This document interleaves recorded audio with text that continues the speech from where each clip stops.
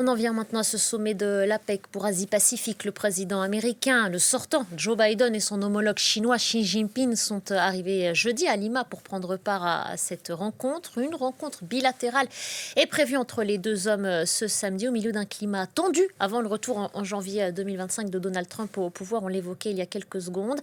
Et on y revient avec vous sur les enjeux de ce sommet, de cette rencontre entre les deux hommes. Philippe Lecor, bonjour à vous.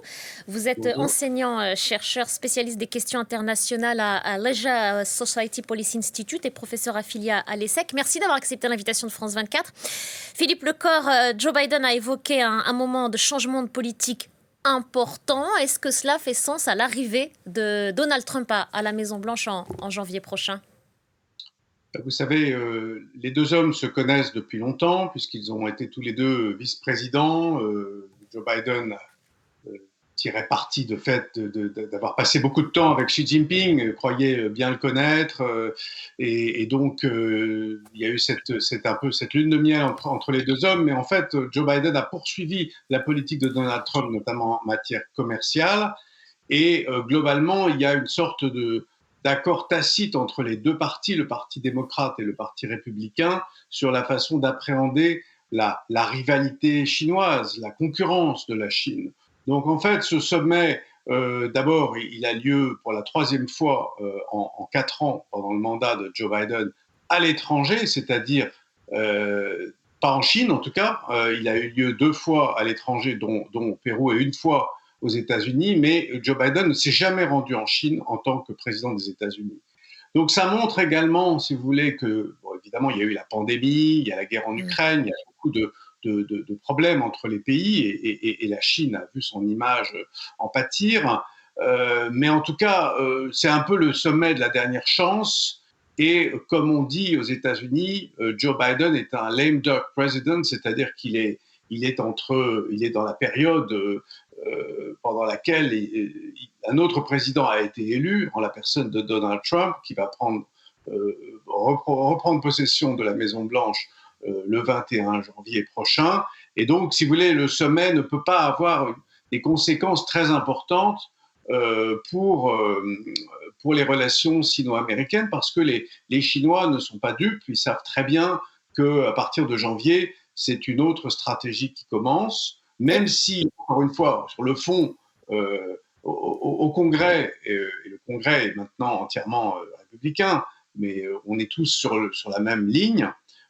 Ceci dit, Donald Trump est connu pour ses surprises, ses approximations parfois sur les questions de politique étrangère. Donc tout est possible. Et son ton, justement, parfois abrupt, en tout cas la diplomatie n'a pas été son fort, lorsque le président chinois avertit que le monde entrerait dans une ère de turbulence. C'est ce à quoi vont ressembler les relations entre Washington et Pékin à partir de la présidence Trump ?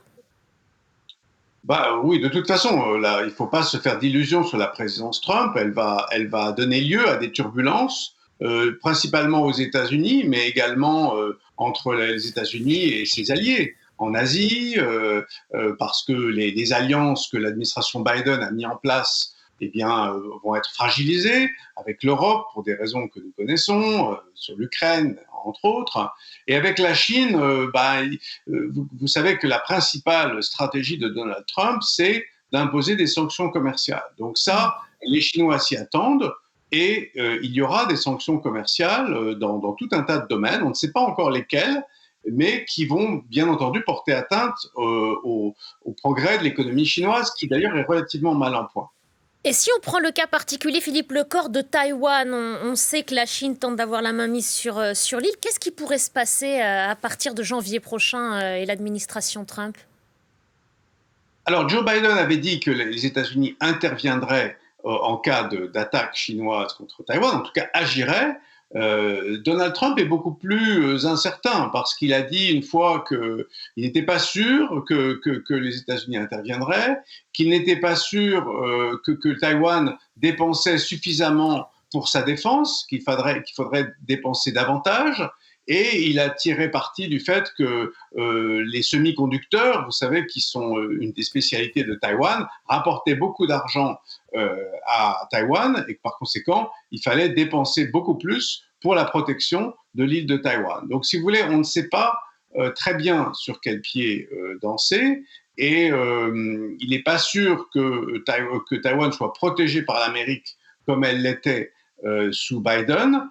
Ceci dit, réfléchissons quand même au fait que les républicains sont un parti qui a toujours été très proche de Taïwan, et je ne pense pas que quelqu'un comme Marco Rubio s'engagerait comme secrétaire d'État dans cette administration s'il n'avait pas quelques garanties que l'Amérique défendra Taïwan, qui est quand même un allié des États-Unis.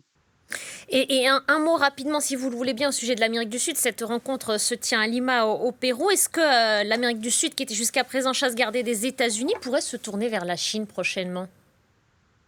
Vous savez, la Chine a une stratégie tentaculaire aux quatre coins du monde, y compris en Amérique latine.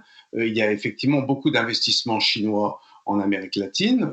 L'Amérique s'est désengagée à beaucoup d'égards de beaucoup de régions du monde depuis Obama, donc ça fait déjà 2 mandats présidentiels, et il y a fort à parier que sous Donald Trump, sachant qu'il va avoir une politique extrêmement bilatérale et voire unilatérale dans certains cas, il y aura des accords avec certains pays, mais je ne pense pas qu'il va y avoir tout d'un coup une relance de la relation avec l'Amérique latine, et par conséquent, cela donne beaucoup d'espace à d'autres puissances, notamment à la Chine, qui a beaucoup investi, notamment dans les infrastructures. Merci beaucoup Philippe Lecor. Merci d'avoir pris le temps de répondre à nos questions sur France 24 au sujet de cette rencontre bilatérale entre Xi Jinping et Joe Biden.